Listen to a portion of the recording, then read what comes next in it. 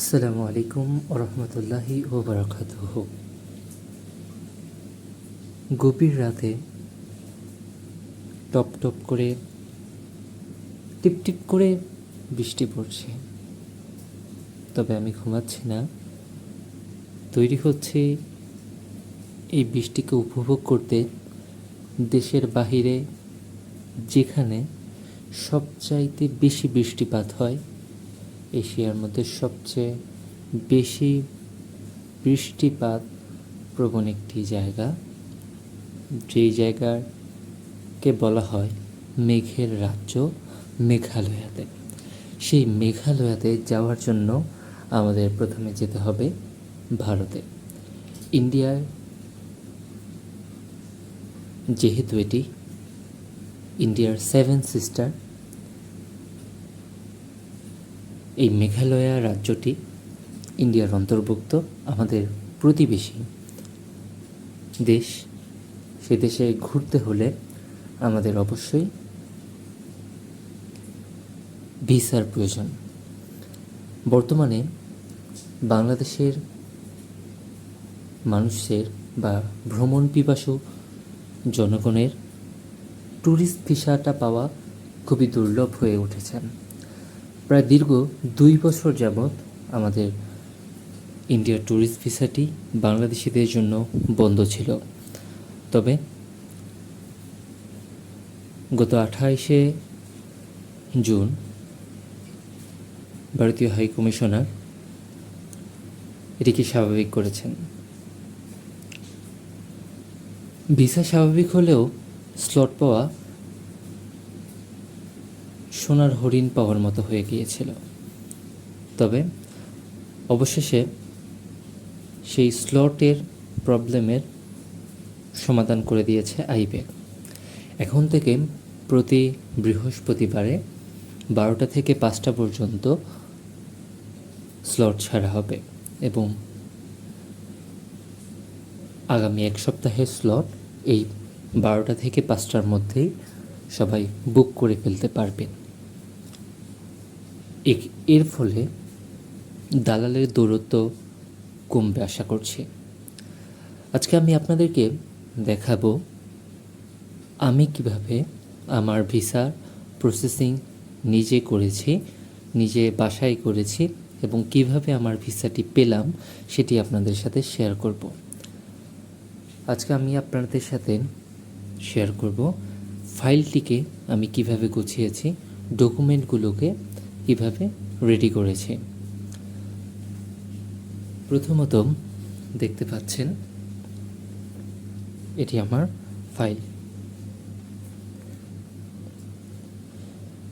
প্রথমত ওয়েব ফাইলে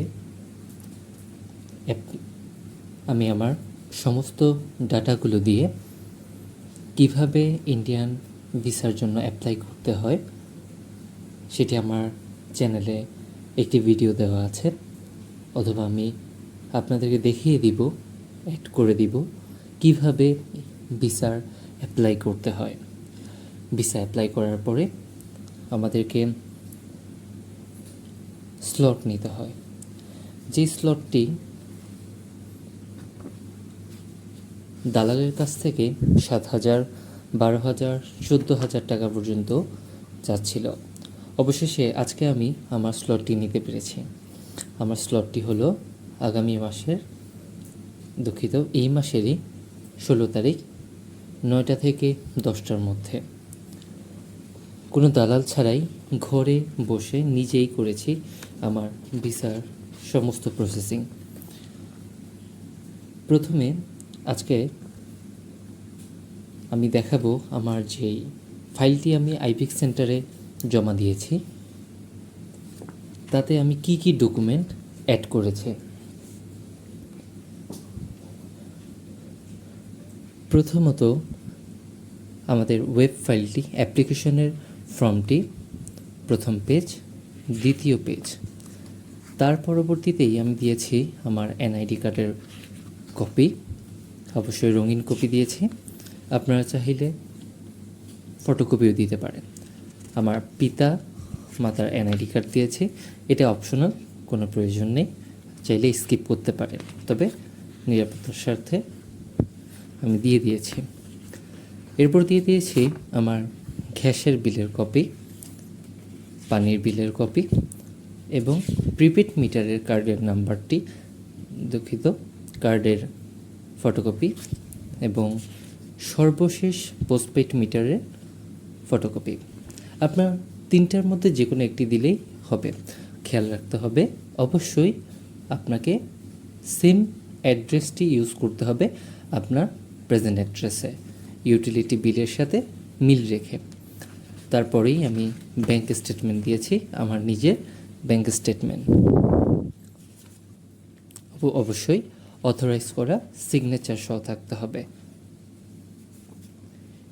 এরপরেই আমি দিয়েছি আমার ডেবিট কার্ড এবং যেই কার্ডে আমার ডলার ইনভেস্ট করা আছে সেই কার্ডের ছবি। অবশ্যই কার্ডের ক্ষেত্রে আপনারা সিভিভি নাম্বারটি এবং কিছু কার্ডের নাম্বার হাইড করে দিবেন।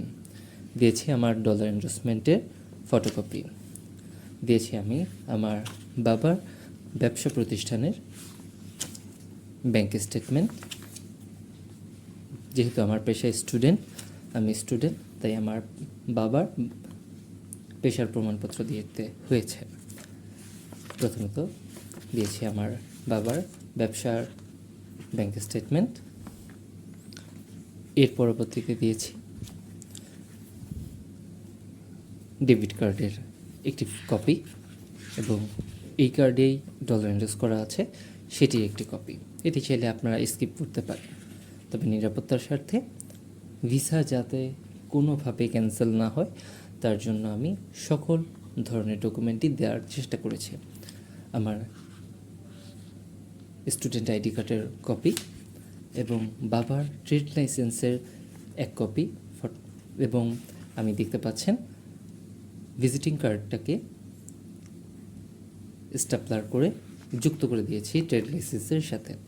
এরপর ট্রেন সার্টিফিকেট এবং পূর্বের ভিসা থাকলে, যেটি হচ্ছে আপনি ঘুরতে গিয়েছেন পূর্বে ভিসা পেয়েছিলেন, সেটি এখানে অ্যাড করে দেবেন এবং সর্বশেষ আপনার পাসপোর্টের কপি এবং আমি আমার বাবার পাসপোর্টের কপিও দিয়ে দিয়েছি। এটি অপশনাল, না দিলেও চলবে। এবং সর্বশেষ পেমেন্ট ইনভয়েসটি। এভাবে আমি আমার ফাইলটি গুছিয়েছি।